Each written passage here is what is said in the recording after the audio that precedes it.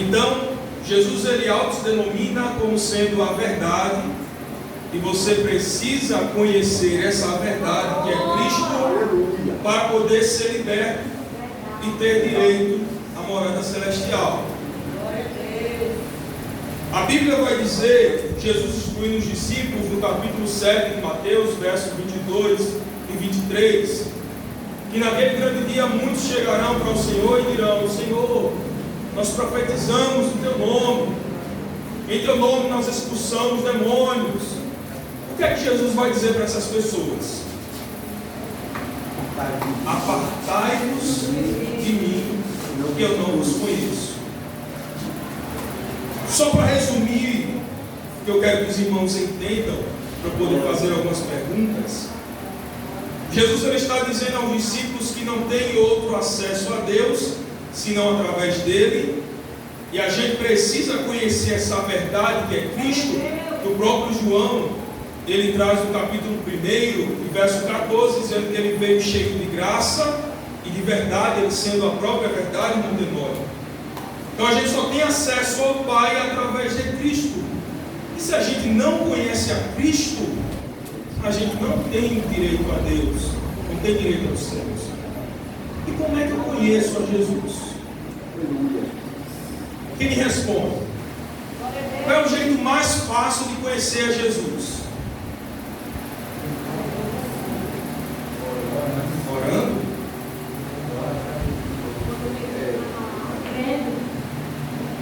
A palavra lendo a palavra, né? Através da palavra, cumprindo, né? Aqui, meus irmãos, o meio mais rápido e fácil da gente conhecer Cristo, da gente conhecer a verdade. E muitas das vezes a gente tem uma noção distorcida ao que é ser cristão, e acha que ser crente é apenas vir para os cultos com a Bíblia debaixo do braço, participar da escola bíblica, tomar santa ceia, falar em mistério. Mas ser cristão não é isso. Ser cristão é ser seguidor de Cristo. Jesus disse: vós sereis as minhas testemunhas. Eu só vou ser testemunha de quem eu conheço. Amém, meus irmãos? Algumas perguntinhas. Será que os irmãos vão saber? Não. Sabe? Amém. Tem na hora que começou falando aí sobre línguas estranhas. Quais foram as línguas que os apóstolos falaram no dia de Pentecostes, derramamento do Espírito Santo? Mas a Bíblia diz quais eram as línguas. A Bíblia diz quais as línguas.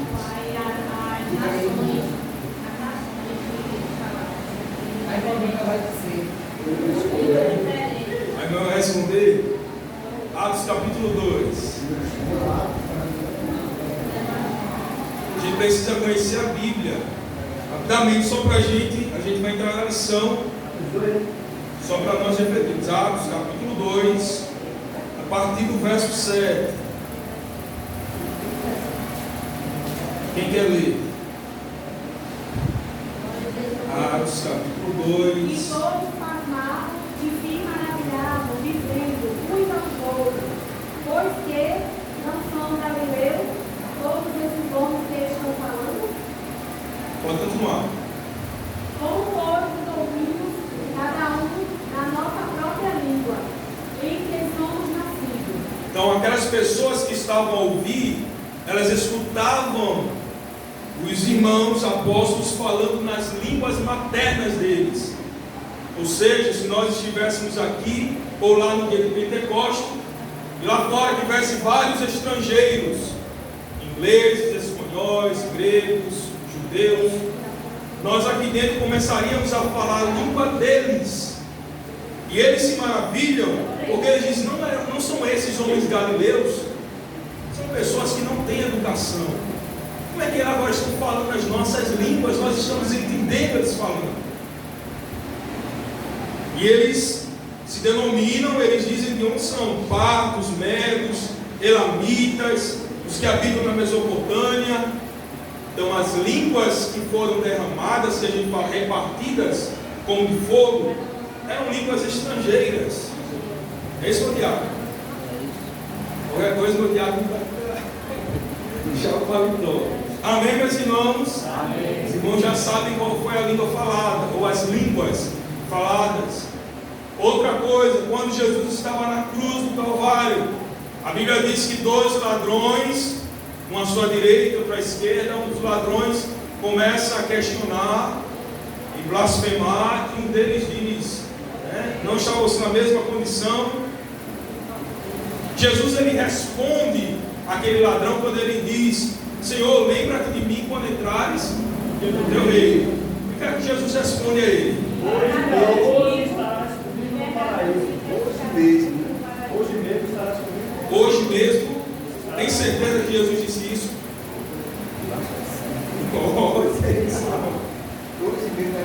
Hoje mesmo. Lucas capítulo 23, verso 43. Será que Jesus disse isso mesmo? Ainda hoje, né? Ainda hoje? Lucas 23 e 43.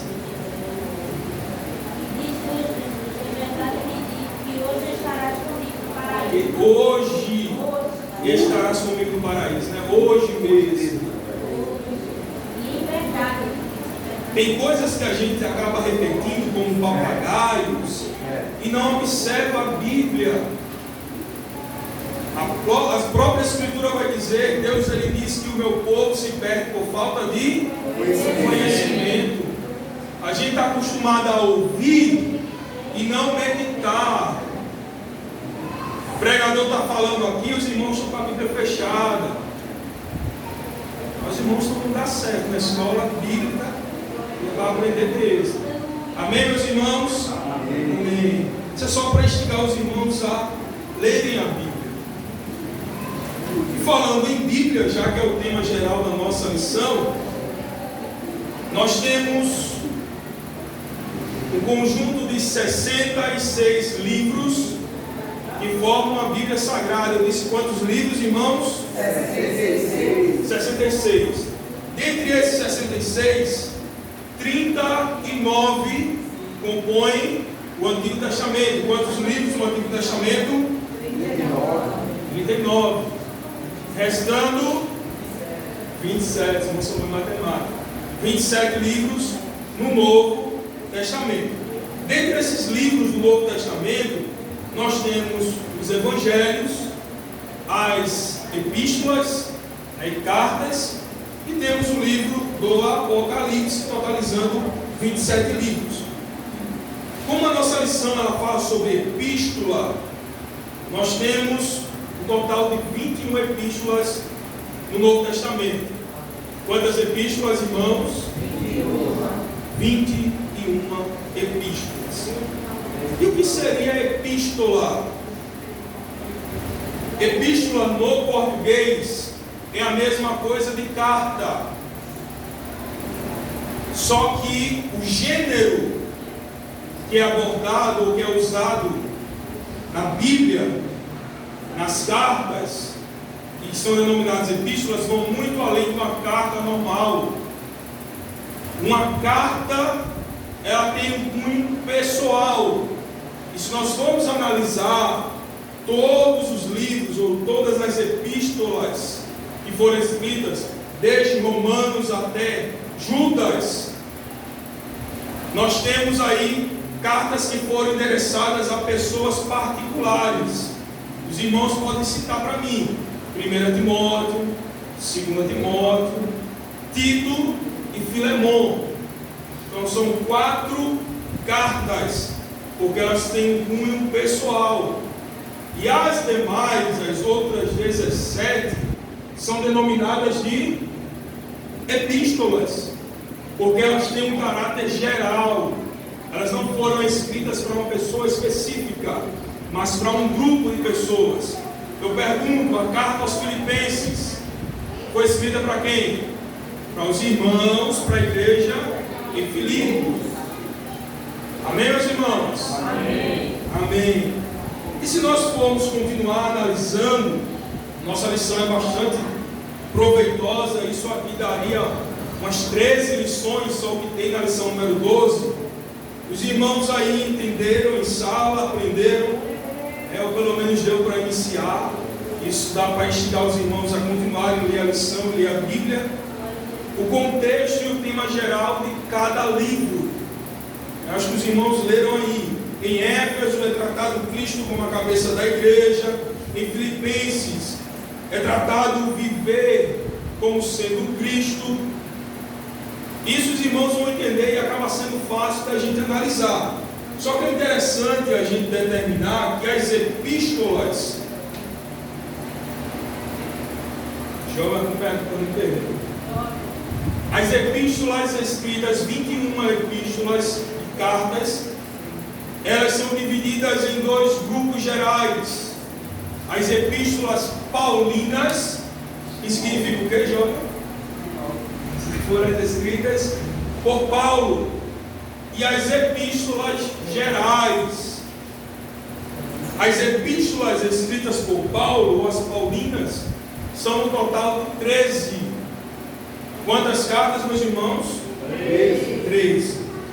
Elas têm um caráter, ou trazem temas específicos sobre escatologia. Isso os irmãos podem depois notar quando lerem a Bíblia. 1 e 2 Tessalonicenses são epístolas que abordam e que falam especificamente sobre os últimos tempos, irmão Marcelo. Nós temos também as epístolas que falam sobre a salvação, a soteriologia, que é o estudo da salvação. Isso nós temos no livro de Romanos, ou a carta de Paulo aos Romanos, 1 e 2 Coríntios e Gálatas. Os irmãos estão me acompanhando? Digam amém. Amém. Temos a epístola da prisão, que foram escritas quando Paulo ele estava preso. Temos aí quatro epístolas: a carta aos Efésios, Filipenses, Colossenses e Filemon. Os irmãos podem repetir comigo: Efésios, Filipenses, Colossenses e Filemon. Então essas epístolas foram escritas enquanto Paulo estava preso em Roma. E temos as epístolas ou as cartas pastorais, que têm um cunho de ressaltar ou de advertir os líderes religiosos, quando Paulo escreve aos pastores Timóteo e Tito. 1 e 2 carta de Timóteo e a epístola ou a carta pastoral a Tito. E as epístolas gerais são as de Hebreus, Tiago, 1 e 2 Pedro, 1 e 2 João e Judas. Os irmãos entenderam? Digam amém. Amém. É interessante, meus irmãos, que muitas das vezes quando nós paramos para observar e ler o conteúdo das cartas ou das epístolas, a gente às vezes foca muito, e a lição ela abordou um pouco sobre isso, em quem escreveu cada carta. Quem escreveu a carta ou a epístola, a carta de 1 João? Quem foi que escreveu? Quem escreveu a primeira epístola, a primeira carta de João? Primeira carta de João, quem foi que escreveu? Quem escreveu a primeira carta de João?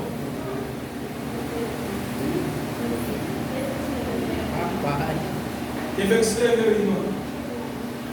Primeira carta de João. João. Glória a Jesus, João. A primeira carta de João foi escrita por João. Aí eu pergunto, Filipenses foi escrito por quem? Por Paulo. Hebreus. Por que anônimo? Porque até agora quem foi o escritor exatamente quem escreveu. Muitos escritores eles apontam para Paulo, que é a mesma, mas a Bíblia não. O livro de Hebreus, diferente do que muita gente acredita, já tem escritores aí publicando, meu diabo, que não é uma carta de Paulo. Até porque as características presentes na carta, apesar de ter uma linguagem bem parecida com as cartas de Paulo, mas a gente percebe que tem algumas coisinhas que fogem. Por exemplo, quem lê aí para mim, 2 Tessalonicenses, segunda carta de Paulo aos Tessalonicenses, capítulo 3 e o verso 17. Salvação da minha própria mão, de mim, Paulo, que é um sinal em todas as epístolas. Assim escrevo. Então, Paulo aqui, quando escreve aos Tessalonicenses, ele está dizendo em todas as minhas epístolas, e eu estou me identificando. Sou eu, Paulo, escrevendo. Se os irmãos observarem, se passar uma folhinha, tem 1 Timóteo. Ele inicia Paulo, apóstolo de Cristo, segundo o mandado. Ele se identifica. Se os irmãos forem ler Tito, que é depois de 2 Timóteo, ele começa, Paulo, servo de Deus, e agora ele está se identificando.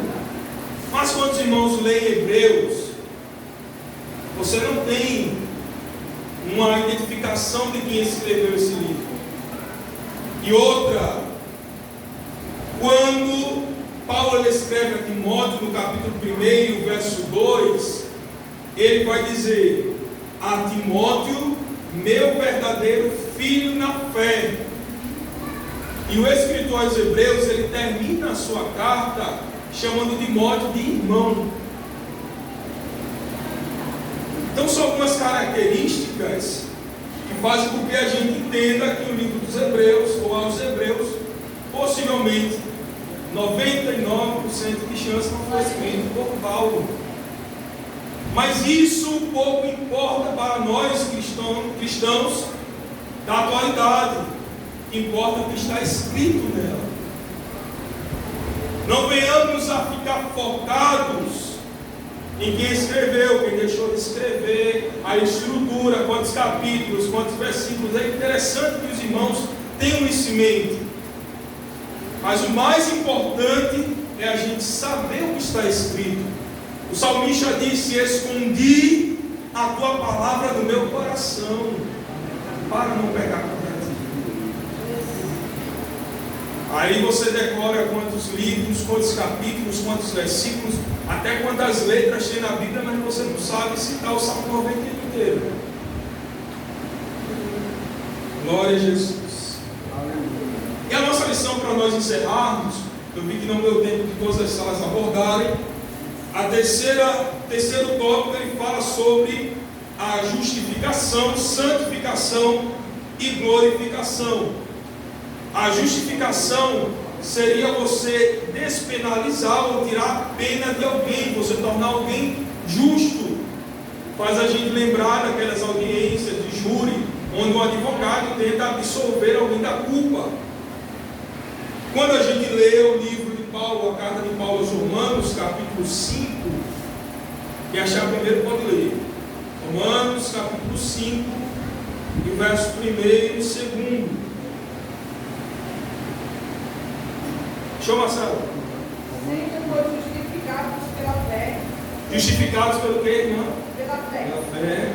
Temos paz com Deus por nosso Senhor Jesus Cristo, pelo qual também temos entrada pela fé a esta graça, na qual estamos firmes e nos gloriamos na esperança da glória de Deus. Paulo ele vai escrever que todos pecaram e destruídos estão da glória de Deus.